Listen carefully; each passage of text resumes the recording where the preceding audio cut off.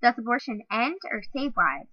This is a topic that you've probably heard discussed or discussed with your peers, but it's also a topic that I personally feel very strongly about.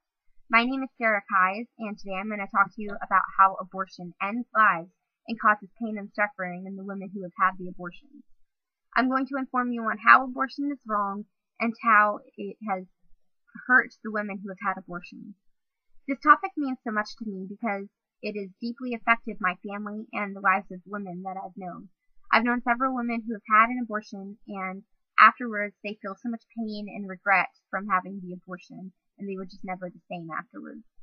The topic was recently brought back to my mind when a friend of mine posted the picture that you saw at the beginning of this video on his Facebook. The picture is of Ronald Reagan, and he's saying that I noticed that everyone who is for abortion has already been born. I clicked on the image to look closer at it, and I noticed a comment underneath. I read the comment, but I didn't quite agree with everything that the commenter said. The first thing that the commenter pointed out was that abortion saves these babies from having to live a painful and suffering life.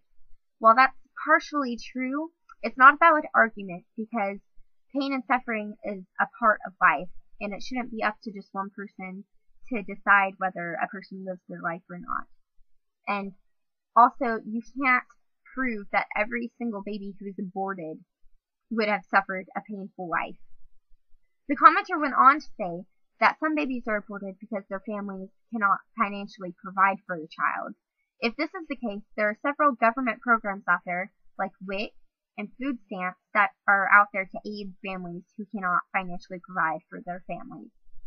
Another great alternative is to adopt your child out to a family who is financially stable and can provide for a child. The third argument for abortion that was made was that a parent might not be 100% committed to being a parent.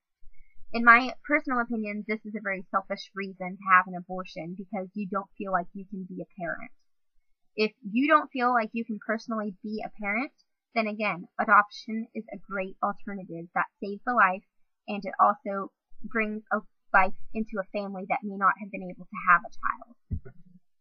The last point that was made by the commenter was that this generation is full of pampered, neglected, or abused people, making most of us incapable of parenting.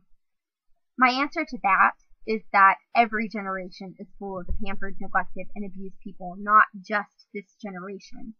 Not every woman who chooses to have an abortion is an incapable mother.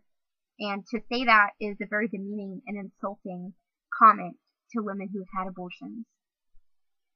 If an individual feels that she is incapable of parenting, then again, adoption is a great alternative.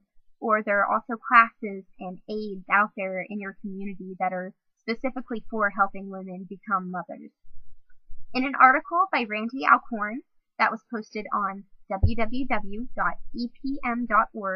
titled, "Does Abortion Harm a Woman's Physical and Mental Health?"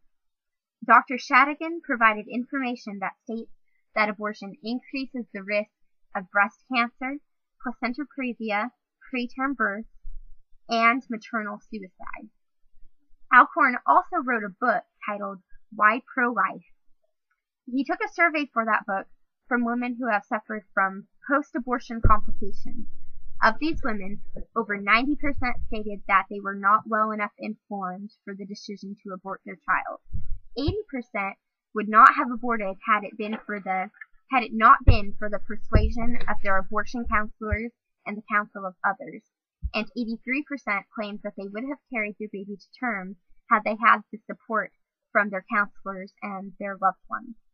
Being irresponsible is not a good enough reason to have an abortion. A problem cannot be solved by replacing it with more problems. When people learn to respect one another and to recognize that all life is sacred, that's when pain and suffering will come to an end. Abortion sends a message that not every life is sacred, therefore not every life should be respected.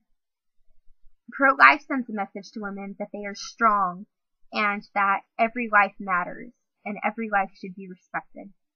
When we respect life and we respect each other, we enable each other to live a powerful life. Hopefully this will be a message that sticks in your heart and mind and empowers you to live a rich and fulfilling life.